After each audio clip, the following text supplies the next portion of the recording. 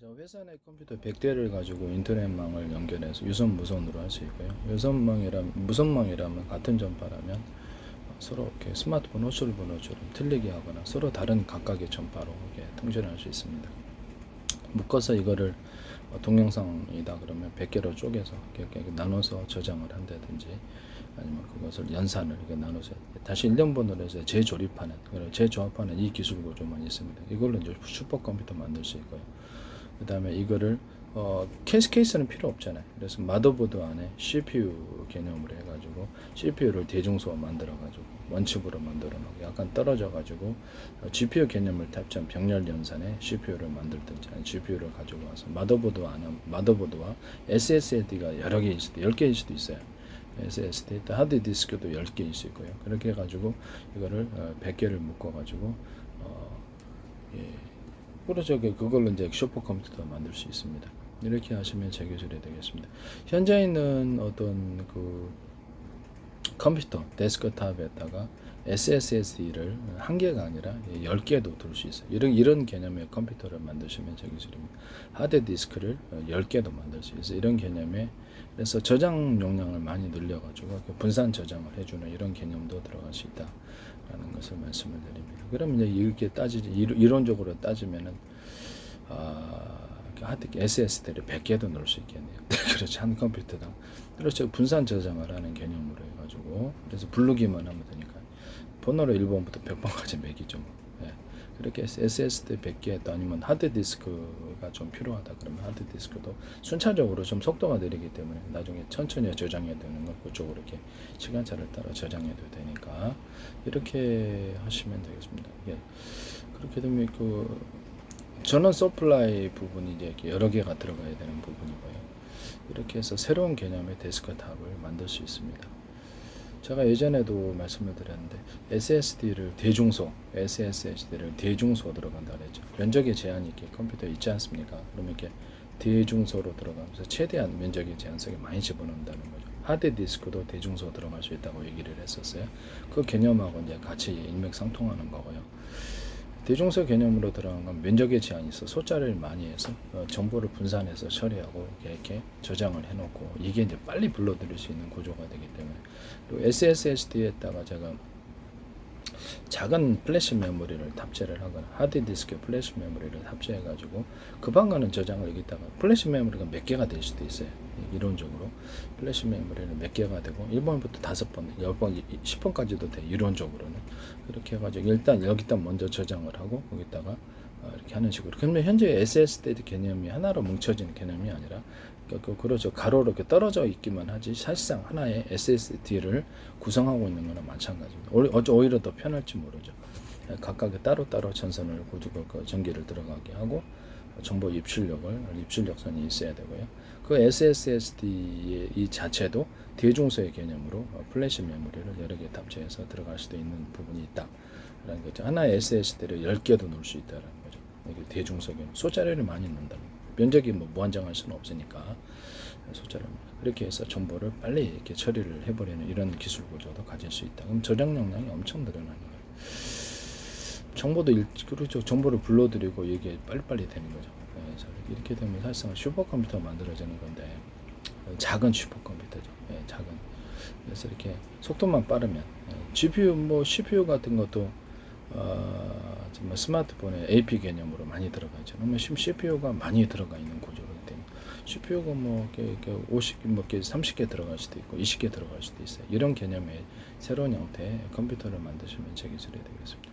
GPU가 들어가도 되고 제 방식대로 CPU에다가 어떤 면적의 제한이 있으면 이렇게 대중소 개념으로 CPU를 들어가서 안에 원첩으로 구성하거나 그러면 이렇게 소자리가 많아지면 일꾼들이 많아지는 CPU가 많은 구조가 그 스마트폰 AP처럼 들어간다는 거죠. 데스크탑을 노트북을 그렇게 해서 이렇게 하거나 아니면 되게 이게 원칩으로 이제 들어가고요. 그다음에 그 GPU 개념을 탑재한 이렇게 어떤 CPU 병렬 연산 처리할 수 있는 CPU를 따로 만들어서 ALU까지 해서 그걸 약간 마더보드에 좀 떨어져 가지고 발열 문제가 있으니까 거기다 구성해서 같이 한 팀으로 움직여서 신호를 주고받고 처리를 나누고 이렇게 해서 빨리 하면 사실상 AI 칩이 이제 이런 형태로 되는 거고 현재 엔비디아처럼 이렇게 GPU 개념으로 가져가지 않는다는 거죠. 필요하시면 뭐 원하시면 GPU도 같이 하나의 마더보드 안에 하나의 구현을 해가지고 GPU로 이렇게 할 수도 있다라는 거죠. 뭐 못할 게 뭐가 있습니까? 스마트폰이 뭐 작은 용량이 작은 장치에도 들어가는데, 네, 그죠? 그래서 이런 부분을 말씀을 드리고요. CPU 숫자가 적어도 몇십 개일 수도 있다라는 거죠. 네, 그렇게 그런 형태의 이제 데스크탑을 만드시면 제 기술이 되겠습니다. 발열만 통제하면 되니까요. 아까 안에 에어컨 틀어주고 이렇게 바람만 이렇게 선풍기 바람으로 날려버리면 발열은 그렇게 문제가 없을 것으로 보입니다. 그리고 전원 서플라이가 한 개가 아니라 여러 개면 안정적으로 전원이 공급 하나의 선에서 들어가면 아무 다운될 가능성이 있어요. 그래서 현재 있는 데스크탑이나 노트북 전원 서플라이를 여러 개로 만드는 그것도 이제 면적이 제한이 있으므로 대중소로 들어가는 개념은 재기술 구조다. 뭐 이런 거를 갖다가 수없이 만들어가지고 이런 거 한 100대, 1000대 만들면 완전히 슈퍼컴퓨터 데이터 센터 구축이거든요. 그렇게 되면 돈이 얼마 들까요? SSD 하나의 어떤 마더보드 플러스 SSD를 구축하는데 50만 원 든다고 합시다. SSD가 좀 10개짜리로 만들었다. 그러면 그 값만 내면 되는 거잖아요. 그래서 하나당 한 70만 원, 80만 원이면 되지 않을까요? 이걸 100개 구축한다 그러면 10개 8천만 원밖에 안 되는 거예요. 그래서 1000개 구축하면 8억밖에 안 된단 말이에요. 그러면 이거는 뭐 사실상 자기 회사 내 데이터 센터 갖고 있는 건데 슈퍼컴퓨터 그리고 슈퍼컴퓨터 8억짜리가 어디 있습니까? 네, 이런 식으로 이제 만드시면 재기술 구조다라는 것을 말씀을 드립니다. 그리고 제가 이제 CPU에다가 어떤 플래시 메모리를 좀 탑재를 해가지고 거기다 부팅 프로그램을 데스크탑 노트북 부팅 프로그램 거기다 넣자. 현재 있는 부팅이 너무 속도가 너무 느리니까 뭐 그러기다가 넣든지 아니 캐시 메모리에다 배터리를 달아서 전원이 꺼져도 캐시 메모리 공급되면 거기다가도 담을 수도 있어요. 이론적으로는 캐시 메모리가 속도가 빠르니까 그럼 부팅 속도를 더 빠르게 할 수 있습니다. 그리고 전체 캐시 메모리가 아니라 일부 하나짜리만 넣으면 되잖아요, 그죠? 그래서 예비 용량으로 부팅 프로그램이 지워질 걸 생각해서 또 하나 백업식으로 이렇게 캐시 메모리를 이렇게 하나 더 숨겨놓는다든지 뭐 그렇게 다른 캐시 메모리에다 부팅 프로그램을 숨겨놓는 이런 기술 구조도 있을 수 있겠습니다. 이렇게 만드시면 되겠습니다. 앞으로 이것이 왜 중요하냐면 TV 컴퓨터 결합, 그 다음에 또 TV하고 인터넷 플러스 방송의 결합이 나오기 때문에 이것이 저는 현재 있는 TV가 약간 컴퓨터하고 결합된 형태가 가장 이상적인 형태라고 생각합니다. 게임도 해야 되고요. 속도가 지금보다는 많은 일을 처리해야 되기 때문에 컴퓨터가 아니면 안 된다는 거죠. 컴퓨터 플러스 TV의 결합을 만들어내시면 제 기술이죠. 삼성에서 만드시던데 제 기술입니다. 삼성은 구글 TV 하셨거든.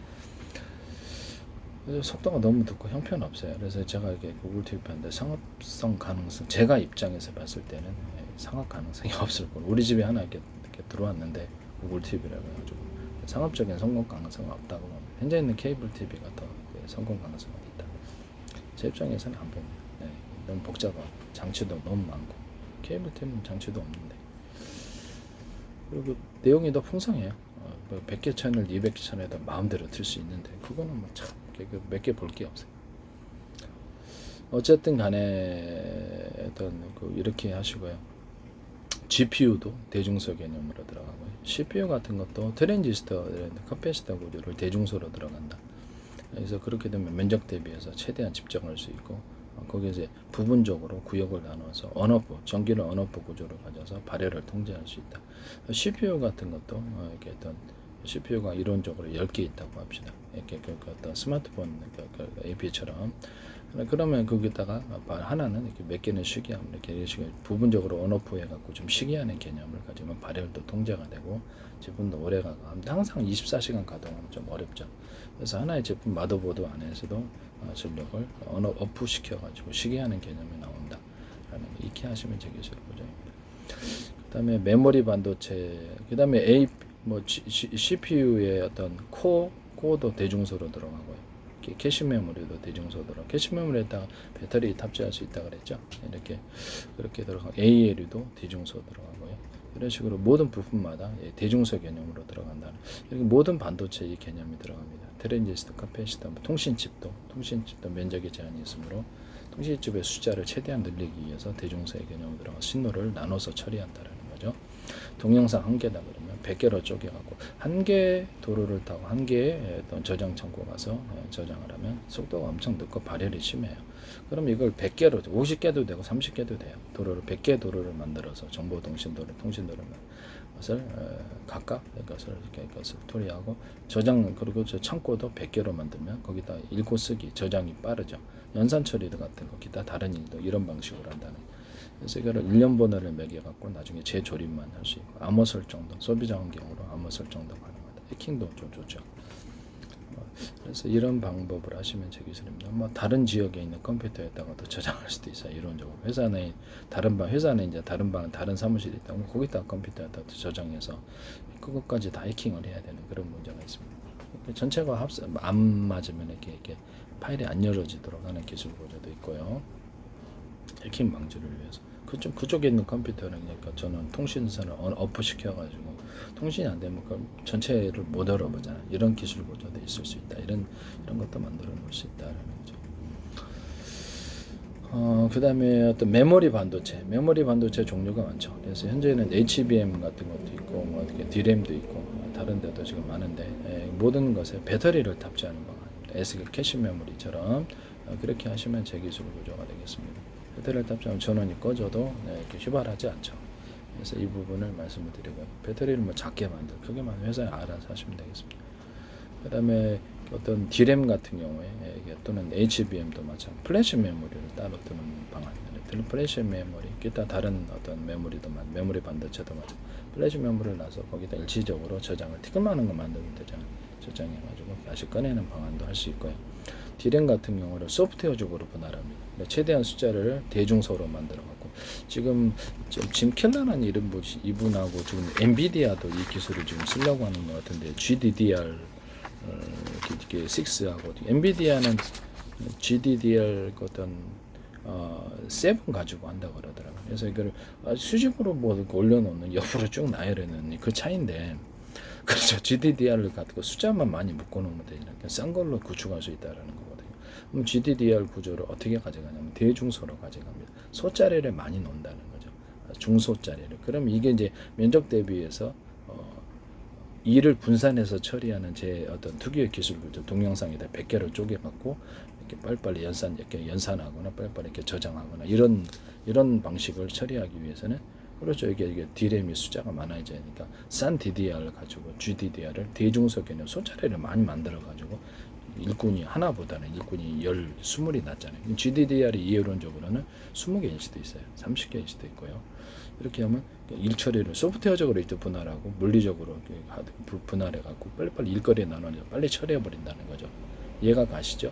이런 개념이 들어간다는 것을 말씀을 드립니다. 그리고 이제 어떤 메모리 반도체, D램이라든지 HBM이라든지 특정 구역을 일부분만 플로팅 게이트화 시킨다는 거죠.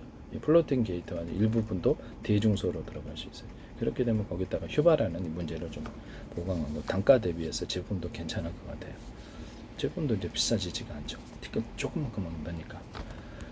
그렇게 해서 이렇게 사실상 상품성이 있다고 봅니다. 이렇게 만드시면 제 기술 구조가 되겠습니다. SSD도 대중소로 들어간다는 개념. SSD에다가 일단 플래시 메모리를 여러 개 탑재할 수 있다. 한 개라든지 여러 개 회사별로 알아서 하시고, 그러니까 하드디스크에다가 플래시 메모리를 작은 거를 여러 개 탑재할 수 있다. 그럼 하드디스크 먼저 플래시 메모리 1번부터 5번까지 있다고 합시다. 10번까지도 돼요. 그래서 먼저 거기다가 저장을 하고 분산해서 저장하고 시간차를 따라 하드디스크에 저장한데 SSD 이런 기술 구조. 그럼 속도가 엄청 빨라지겠죠.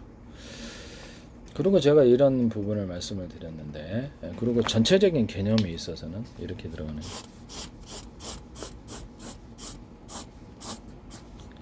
우리는 이렇게 한 페이지다, A4 용지 한 페이지다 그러면 위에서부터 아래까지 읽어야 된다고 생각하잖아요. 이렇게 행렬이 있다 그러면 여기서부터 여기까지를 프린터기가 그러면 5개가 이렇게 인쇄하는 부분이 5군데다. 여기도 인쇄한 부분이 10개나 5개 되면 동시에 인쇄를 해버리는 거예요. 우리는 처음부터 끝까지 읽어야 된다고 생각하죠. 컴퓨터는 그럴 필요가 없습니다. 동시에 인쇄하고 동시에 읽고 쓰고 이렇게 하는 개념을 들어간다는 거죠. 이해가 가시죠? 그래서 맥락에 상관없이 저를 잘게 쪼개가지고 동시에 저장하고 동시에 이것도 필요한, 그래서 동시에 읽고 쓰기가 된다는 거죠. 쪼개가지고 이거를 100개를 쪼개서 동시에 분할해갖고 거기서 저장하고 읽고 쓰고 엄청 빨라지는 거. 이런 개념이 들어간다는 것을 말씀을 드립니다. 그 다음에 제가 어떤 광통신 개념을 얘기를 했는데, 주요한 선로들은 이게 정보가 왔다 갔다 하는 건 광선 광통신 선로로 하고, 그다음에 전자기적인 방법으로 거울 방식으로 띄워주고 해요. 발열 문제가 있으니까 정보 손상을 없게 하기 띄워주고, 그것을 전자기적인 방식으로 해서 읽고 거기서 저장하고 쓰고, 전자기적인 방식으로 저장을 읽고 쓰고 하고 다시 띄워주고 이제 광통신으로 해서 이쪽으로 오는 이런 방식을 얘기했어서 이런 개념을 이제 가지시면 되겠습니다. 이거 전기선 들어가잖아요. 전기선 부분을 제가 이거를 파이프를 만들든지 아니면 이렇게 통제해가지고, 그래서 그쪽 전기가 이쪽 광통신에 영향을 미치지 못하도록 항상 선로에 그런 기술을 말씀드렸고, 전기 케이블이나 아니면 동축 케이블, 전기선, 동축 케이블, 광섬유선 이런 것들 다 안팎으로 유리석연 코팅제, 세라믹 유리막 코팅제를 넣어서 재료해서 발열과 이런 신호 간섭으로부터 보호하는 기술을 말씀을 드렸고요. 마더보드 같은데 아니면 컴퓨터에 반도체 칩들 수직으로 이렇게 쌓을 때도 그때도 유리석연 코팅제, 세라믹 유리막 코팅제, 의류방수제를 칠해가지고 발열과 신호 간섭, 미세 전류가 흐르는 것으로부터 보호하는 기술을 쓰고요. 제가 예전에도 얘기를 했었는데 삼성에서 이거 쓰시더라고요. 물이 상류에서 하류로 이렇게 내려갔을 때 다시 이것을 계단식으로 이 파이프를 이용해 가지고 올린다고 그랬었죠.